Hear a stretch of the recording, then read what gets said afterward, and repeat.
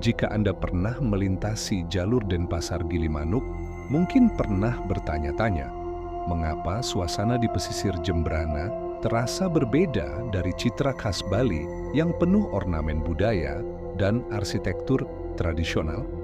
Rumah-rumah bergaya Bali mendadak lenyap dari pandangan. Sebagai gantinya, kita disambut oleh hamparan tanah kosong atau perkampungan pendatang yang tak mencerminkan identitas lokal. Ternyata, ada cerita kelam yang tersembunyi di balik ketenangan wilayah ini. Sebuah babak sejarah yang tak banyak dibicarakan, namun meninggalkan jejak yang nyata hingga hari ini. Semua bermula pada tahun 1965, tahun penuh gejolak yang mengubah wajah bangsa. Kala itu, suhu politik nasional tengah memuncak. Pasca pemilu 1965, dua kekuatan besar, PKI, Partai Komunis Indonesia, dan PNI, Partai Nasional Indonesia, saling sikut dalam perebutan pengaruh.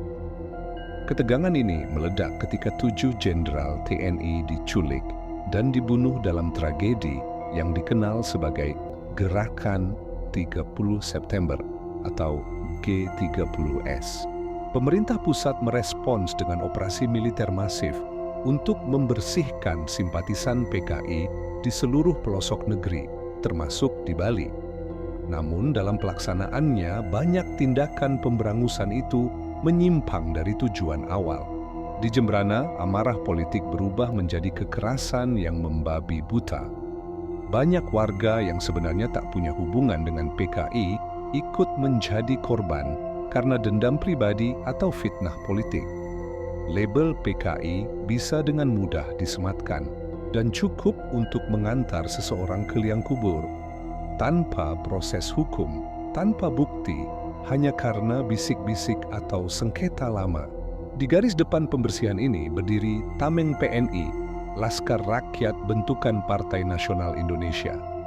Mereka berpakaian serba hitam dan bersenjata klewang.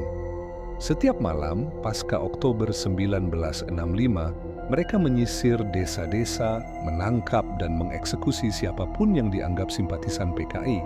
Namun, yang membuat Jembrana berbeda adalah skala dan intensitasnya.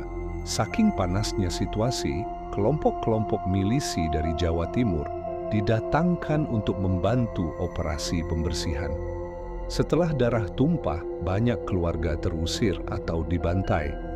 Wilayah pesisir menjadi sunyi, tanah-tanah ditinggalkan pemiliknya, berubah menjadi lahan tak bertuan.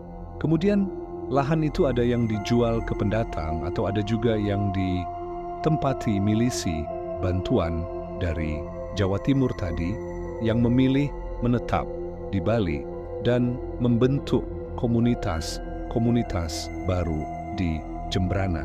Jejak sejarah tak selalu ditulis di buku, kadang terpatri dalam lanskap yang kita lewati setiap hari. Di balik itu tersimpan trauma kolektif, konspirasi berdarah, dan kisah pergeseran demografi akibat dendam politik yang membutakan. Saat kita melintasi jalan itu lagi, mungkin sudah saatnya kita bertanya lebih dalam, siapa yang pernah tinggal di sini dan mengapa mereka tak pernah kembali? Bagaimana menurutmu?